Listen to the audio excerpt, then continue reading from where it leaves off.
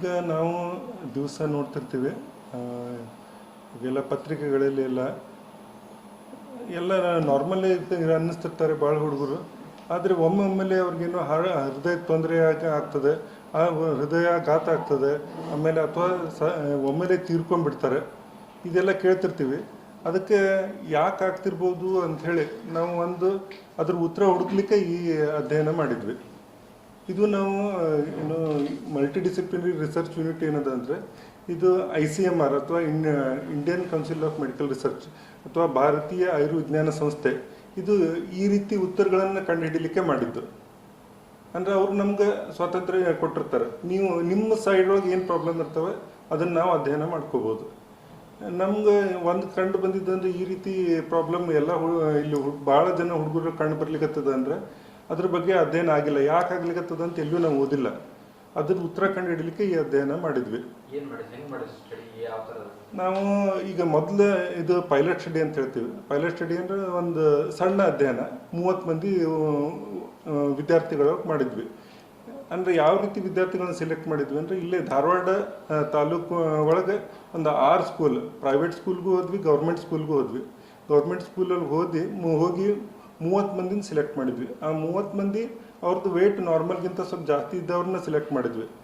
ಯಾಕಂದ್ರೆ first step ನಮ್ಗೆ ಅಂದ್ರೆ ಎಲ್ಲರಿಗೂ ನಮ್ಗೆ ಗುರ್ತಿರುವಂಥದ್ದು ಬೊಜ್ಜುತನ ಅಂದರೆ ಹಾರ್ಟದ ರಿಸ್ಕ್ ಜಾಸ್ತಿ ಅದ. ಆದರೆ ಈಗ ಹೈಸ್ಕೂಲ್ ವಿದ್ಯಾರ್ಥಿಗಳು ಅವ್ರೊಳಗೂ ರಿಸ್ಕ್ ಜಾಸ್ತಿ ಅದೇನು ಅಂಥೇಳಿ ಅದಕ್ಕೂ ಉತ್ತರ ಎಲ್ಲೂ ಇಲ್ಲ. ಅದನ್ನು ಕಂಡುಹಿಡಲಿಕ್ಕೆ ನಾವು ಸ್ಕೂಲ್ಗಳಿಗೆ ಹೋದ್ವಿ, ಹೈಸ್ಕೂಲ್ಗಳಿಗೆ. 13ರಿಂದ 15 ವರ್ಷದ ತನಕ ವಿದ್ಯಾರ್ಥಿಗಳನ್ನ ಈ ಅಧ್ಯಯನದೊಳಗೆ ತೊಗೊಂಡ್ವಿ. 36 ಸ್ಕೂಲ್ಗಳಿಂದ 30 ವಿದ್ಯಾರ್ಥಿಗಳನ್ನ ಅಧ್ಯಯನ ಮಾಡಿದ್ದೀವಿ. ಇದ್ರೊಳಗೆ ನಾವು ಏನೇನು ಮಾಡಿದ್ವಿ ಅಂದರೆ, ಅವ್ರದ್ದು ಏನೇನು ತಿಂತಾರೆ ಅಂದರೆ ಅವ್ರದ್ದು ಆಹಾರದ ಬಗ್ಗೆ ಅಧ್ಯಯನ ಮಾಡಿದ್ವಿ. ಅವ್ರ ಮೊಬೈಲ್ ಏನು ನೋಡ್ತಾರೆ, ಎಷ್ಟು ಟೈಮ್ ನೋಡ್ತಾರೆ ಅದ್ರ ಬಗ್ಗೆ ಅಧ್ಯಯನ ಮಾಡಿದ್ವಿ. ಆಮೇಲೆ ಅವ್ರದ್ದು ಶಾರೀರಿಕ ಪರೀಕ್ಷೆ ಮಾಡಿದ್ವಿ. ಶಾರೀರಿಕ ಪರೀಕ್ಷೆ ಮಾಡಿ ಅದರೊಳಗೆ ಪಲ್ಸ್, BP ಅದೇನಾದರೂ ಹೆಚ್ಚು ಕಡಿಮೆ ಅದೇನಂತೇಳಿ, ಅಥವಾ ಬಾಡಿ ಮಾಸ್ ಇಂಡೆಕ್ಸ್, ವೆಯ್ಟ್ ಎಲ್ಲ ಚೆಕ್ ಮಾಡಿ ಅದು ಹೆಚ್ಚು ಕಡಿಮೆ ಅದು ಎಷ್ಟದ ಅಂತೇಳಿ ಅದನ್ನು ನೋಡಿದ್ವಿ. ಆಮೇಲೆ ರಕ್ತ ತಗೊಂಡು ಕೆಲವೊಂದು ವಿಶೇಷ ಪರೀಕ್ಷೆಗಳು ಅಂದರೆ ಅವು ಹೃದಯದ ಸಂಬಂಧಿಸಿದ ಕಾಯಿಲೆದ ರಿಸ್ಕ್ ಎಷ್ಟದ ಅಂತೇಳಿ ನಮ್ಗೆ ತಿಳಿಸ್ತಾವೆ. ಅವು ಪರ್ಟಿಕ್ಯುಲರ್ ಟೆಸ್ಟ್ ಅಂದರೆ ಲಿಪಿಡ್ ಪ್ರೊಫೈಲ್ ಅಂತೇಳಿ ಹೇಳ್ತೀವಿ, ಅದೆಲ್ಲ ಗುರ್ತಿರುವಂಥದ್ದು. ಅದಲ್ಲದೆ ಸ್ವಲ್ಪ ಎಕ್ಸ್ಟ್ರಾ ಟೆಸ್ಟು ಮಾಡಿದ್ವಿ. ಅದಂದರೆ ಲೈಪೋಪ್ರೋಟೀನ್ A, ಈಗ ಲೈಪೋಪ್ರೋಟೀನ್ A, ಆಮೇಲೆ homocysteine, high sensitivity C reactive protein ಅಂತೇಳಿ ಇವೆಲ್ಲ ಟೆಸ್ಟ್ಸ್ ಹೃದಯದ ಸಂಬಂಧಿಸಿದ ಕಾಯಿಲೆ ಬರೋ ರಿಸ್ಕ್ ಜಾಸ್ತಿ ಅದ ಅಂತೇಳಿ ಇಂಡಿಕೇಟ್ ಮಾಡ್ತಾವೆ. ಈ ರೀತಿ ಟೆಸ್ಟ್ ಎಲ್ಲೂ ಆಗಿದ್ದಿಲ್ಲ. ಅದಕ್ಕೆ ಅದನ್ನು ಹೃದಯ ಸಂಬಂಧಿತ ರಿಸ್ಕ್ ಹುಡುಗರಿಗೆ ಜಾಸ್ತಿ ಅದೇನು ಅಂಥೇಳಿ ನಾವು ಪರೀಕ್ಷೆ ಮಾಡಿದ್ವಿ. ಇದ್ರೊಳಗೆ ನಾವು ಕಂಡುಕೊಂಡಿದ್ವಿ, ಆ್ಯಕ್ಚುಲಿ ನಾವು ಏನು ರಿಸಲ್ಟ್ ಬಂದದಲ್ಲ ಇದನ್ನು ನಾವು ಇಷ್ಟು ಎಕ್ಸ್ಪೆಕ್ಟೇ ಮಾಡಿದ್ದಿಲ್ಲ ಈ ರೀತಿ ಅಬ್ನಾರ್ಮಲಿಟಿ ಬರ್ತದೆ ಅಂಥೇಳಿ. ಆ 30 ಮಂದಿ ಒಳಗೆ ಎಲ್ಲ ಈಗ ಇದನ್ನು ಅಬ್ನಾರ್ಮಲಿಟಿ ನೋಡಿದರೆ 30ರೊಳಗೆ 26 ಮಂದಿ ಒಳಗೆ ಟೆಸ್ಟ್ಸ್ ಎಲ್ಲ ಅಬ್ನಾರ್ಮಲ್ ಬಂದುಬಿಟ್ಟವೆ. ಅದರೊಳಗೆ ಒಬ್ಬಂಗೆ ಡಯಾಬಿಟಿಸ್ ಇದೆ, ಒಬ್ಬ ವಿದ್ಯಾರ್ಥಿಗೆ. ಆಮೇಲೆ 4 ಮಂದಿ BP ಜಾಸ್ತಿ ಇದೆ. ಆಮೇಲೆ ಅವ್ರಿಗೆ ಅದರೊಳಗೆ ಟೋಟಲ್ ಕೊಲೆಸ್ಟ್ರಾಲ್ ಅಂತ ಹೇಳ್ತೀವಿ, ಅದು 5 ಜನ ವಿದ್ಯಾರ್ಥಿಗಳಲ್ಲಿ ಜಾಸ್ತಿ ಆಗಿದ್ದಿತ್ತು.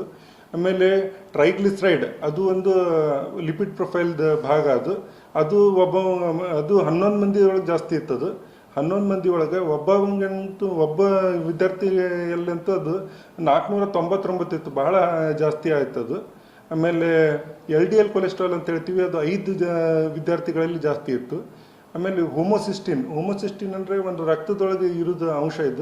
ಇದು ಒಂದು ಮಾರ್ಕರ್. ಇದು ಆರ್ಟ್ರಿ ಅಂದರೆ ಏನು ಅಪಧಮನಿ, ಆಮೇಲೆ ವೇನ್ ಅಭಿಧಮನಿ ಎರಡರಲ್ಲೂ ಕ್ಲಾಟ್ ಆಗೋ ರಿಸ್ಕ್ ಅಂದರೆ ರಕ್ತ ಹೆಪ್ಪಗಟ್ಟು ರಿಸ್ಕ್ ತಿಳಿಸ್ತದೆ.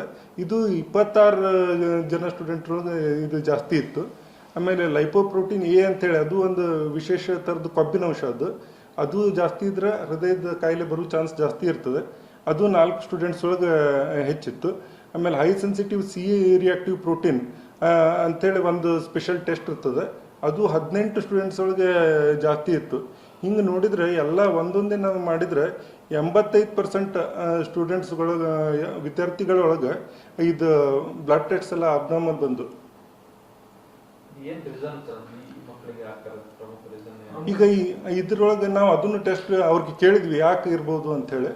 ಆಮೇಲೆ ಅದರೊಳಗೆ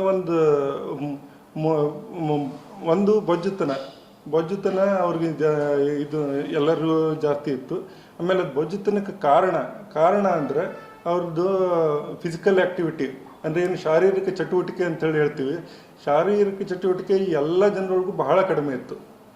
ಯಾರೂ ಆಟನೇ ಆಡೋದಿಲ್ಲ. ಅವ್ರು ನಾವು ಶಾಲೆಯಲ್ಲಿ ಹೋಗಿ ಅವ್ರ ಇದ್ರೊಳಗೆ ನೋಡಿದ್ವಿ. ಅವರು ಬರೀ ಮನೆಯಿಂದ ಶಾಲೆಗೆ ಬರೋದು, ಶಾಲೆಯಿಂದ ಮನೆಗೆ ಹೋಗೋದು ಅಷ್ಟೇ. ಶಾಲೆಯೊಳಗೆ ಬೇರೆ ಎಲ್ಲ ವಿದ್ಯಾರ್ಥಿಗಳು ಆಟ ಆಡ್ತಿದ್ರು, ಇವರು ಆಟ ಆಡೋದು ಭಾಳ ಕಡಿಮೆ ಇತ್ತು. ಆಟ ಚಟುವಟಿಕೆ, ಪಠ್ಯೇತರ ಚಟುವಟಿಕೆಗಳಲ್ಲಿ ಇರೋದು ಆಯಿತು, ಅದು ಕಡಿಮೆ ಇತ್ತು. ಆಮೇಲೆ ಮೊಬೈಲ್ ಎಷ್ಟೊತ್ತು ನೋಡ್ತೀರಿ ಅಂತ ಅದು ಕೇಳಿದ್ವಿ. ಆಮೇಲೆ ಭಾಳ ಜನರಲ್ಲಿ ಮೊಬೈಲ್ ನೋಡೋದು ಇದು ಎಷ್ಟೊತ್ತು ನೋಡಿರಿ ಅಂದ್ರೆ 1 ತಾಸಿಂದ 4 ತಾಸು ತನಕ ದಿವಸ ನೋಡ್ತಿದ್ರು ಸ್ಟೂಡೆಂಟ್ಸ್. ಇವೆಲ್ಲನೂ ಏನು ಫ್ಯಾಕ್ಟರ್ಸ್ ಅವಲ್ಲ, ಇವೆಲ್ಲ ಡೆಫಿನೆಟ್ಲಿ ಇದರಿಂದ ಅವ್ರಿಗೆ ಹೃದಯದ ಸಂಬಂಧಿಸಿದ ರಿಸ್ಕ್ ಬಹಳ ಜಾಸ್ತಿಯಾಗಿ ಕಂಡು ಬಂದಿದೆ. ಅದೇ ರೆಕಮೆಂಡೇಶನ್ ಈಗ ನಮ್ಗೆಲ್ಲ ರಿಪೋರ್ಟ್ಸ್ ಬಂದದ. ಇದರೊಳಗೆ ನಾವು ಜೆನೆಟಿಕ್ ಟೆಸ್ಟು ಮಾಡಿದ್ವಿ. ಇಬ್ಬರು ವಿದ್ಯಾರ್ಥಿಗಳಿಗೆ ಈವನ್ ಜೆನೆಟಿಕ್ ಒಳಗೂ ಪ್ರಾಬ್ಲಮ್ ಕಂಡು ಬಂದದೆ. ಹಿಂಗಾಗಿ ನೆಕ್ಸ್ಟ್ ಸ್ಟೆಪ್ ಅಂದರೆ ನಾವು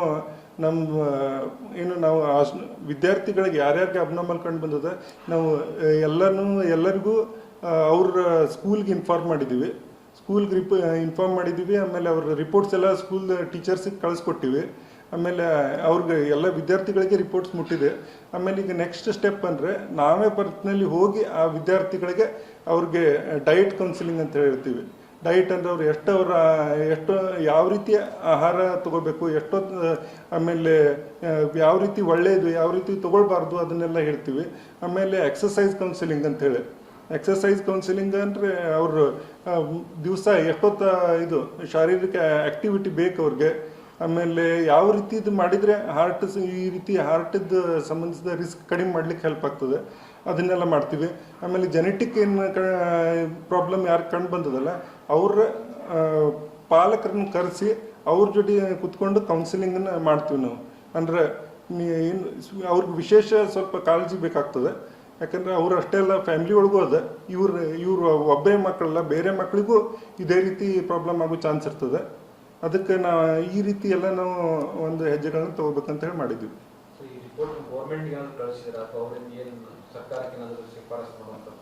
ಹೌದು, ಇದನ್ನ ನಾವು ಸ್ಟೇಟ್ ಗೌರ್ಮೆಂಟ್ ಮತ್ತು ಸೆಂಟ್ರಲ್ ಗೌರ್ಮೆಂಟ್ ಎರಡಕ್ಕೂ ನಾವು ಈ ರಿಪೋರ್ಟ್ಗಳನ್ನ ಕಳಿಸಿದ್ದೀವಿ. ಮೊದಲು ಇದು multidisciplinary research unit ICMR ಅದ್ರ ಕೆಳಗಡೆ ಬರೋದ್ರಿಂದ ಇದನ್ನ ರಿಪೋರ್ಟ್ ತಯಾರು ಮಾಡಿ ನಾವು Indian council of medical research director general ಏನಿರ್ತಾರೆ, ಇದಂದ್ರೆ ನಮ್ಮ ದೇಶಕ್ಕೆ ಹೆಡ್ ಅವ್ರಿಗೆ ಕಳಿಸಿದ್ದೀವಿ. ಆಮೇಲೆ ನಾವು ನಮ್ಮ ಎಜುಕೇಷನ್ ಮಿನಿಸ್ಟರ್, ನಮ್ಮ ಸ್ಟೇಟ್ ಗೌರ್ಮೆಂಟದ ಎಜುಕೇಷನ್ ಮಿನಿಸ್ಟರ್, ಆಮೇಲೆ ಸೆಂಟ್ರಲ್ ಗೌರ್ಮೆಂಟದ ಎಜುಕೇಷನ್ ಮಿನಿಸ್ಟರ್ ಅವ್ರಿಗೆಲ್ಲ ಕಳಿಸಿದ್ದೀವಿ. ಆಮೇಲೆ ನಾವೇನು ಇದರಿಂದ ರೆಕಮೆಂಡ್ ಮಾಡಿದ್ದೀವಿ ಅಂದರೆ ಎಲ್ಲರಿಗೂ ಇಲ್ಲಿ ನಮ್ಮದು ನೋಡಿದರೆ Tier 2 ಸಿಟಿ. ಈಗ ನೋಡಿದರೆ ಹಾರ್ಟಿದ ರಿಸ್ಕ್ ಸ್ವಲ್ಪ ಕಡಿಮೆ ಇರಬೇಕು ಮಕ್ಕಳಲ್ಲಿ. ಆಮೇಲೆ ಇದೇ ರೀತಿ ಸ್ಕ್ರೀನಿಂಗ್ ನಮ್ಮ ದೇಶದ ಎಲ್ಲ ಕಡೆ ಮಾಡ್ರಿ ಅಂಥೇಳಿ ನಾವು ಇದು ರೆಕಮೆಂಡೇಶನ್ ಮಾಡೀವಿ. ಆಮೇಲೆ ಎಲ್ಲರಿಗೂ ಸ್ಟೇಟ್ ಮೇಲೆ ನ್ಯಾಷನಲ್ ಲೆವೆಲಲ್ಲಿ ಮಾಡಬೇಕು ಅಂತ. ಆಮೇಲೆ ನಮ್ಮ ಕಡೆಯಿಂದಲೇ ಇದೇ ರೀತಿ ಮಲ್ಟಿ ಡಿಸಿಪ್ಲಿನರಿ ರಿಸರ್ಚ್ ಯೂನಿಟ್ 118 ಕಡೆ ಇದೆ ಭಾರತದಲ್ಲಿ. ಆಮೇಲೆ ಅದು ಮೀಟಿಂಗ್ ಇತ್ತಲ್ಲಿ. ಮೀಟಿಂಗಲ್ಲಿ ಎಲ್ಲರೂ ಬಂದಿದ್ರು.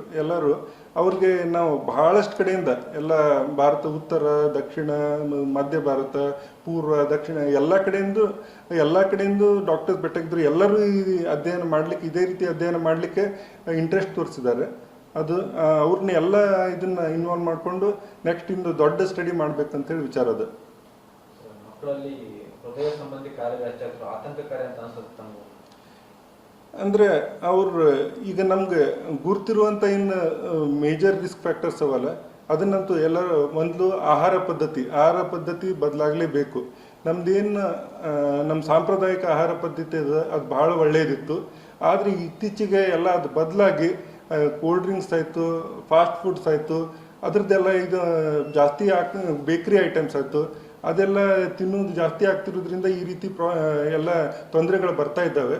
ಅದನ್ನು ಚೇಂಜ್ ಆಗಲೇಬೇಕು. ಆಮೇಲೆ ಅವ್ರು ಅದೇ ರೀತಿ ದೈಹಿಕ ಚಟುವಟಿಕೆ ಅವ್ರದ್ದು ಏನು ಮಾಡ್ತಾರಲ್ಲ ಅದು ದೈಹಿಕ ಚಟುವಟಿಕೆ ಮಾಡೋದು ಸಮಯ ಬಹಳ ಕಡಿಮೆ ಆಗ್ತಾ ಇದೆ. ಅದನ್ನು ಕಂಪಲ್ಸರಿಲಿ ಅವ್ರು ಮಾಡಲೇಬೇಕು. ಅವ್ರಿಗೆ ಇಂಟ್ರೆಸ್ಟ್ ಇದ್ದಿದ್ರು ಅದು ಒಂದು ಸರ್ಕಾರದ ವತಿಯಿಂದಲೇ ಕಂಪಲ್ಸರಿ ಎಲ್ಲರೂ ಮಾಡಲೇಬೇಕು ಅನ್ನೋಂಥ ಒಂದು ಇದು ಕಾನೂನು ಬರಬೇಕು ಅಥವಾ ಗೈಡ್ಲೈನ್ ಬರಬೇಕು ಅಂಥೇಳಿ ನಮ್ಮದು ಉದ್ದೇಶ.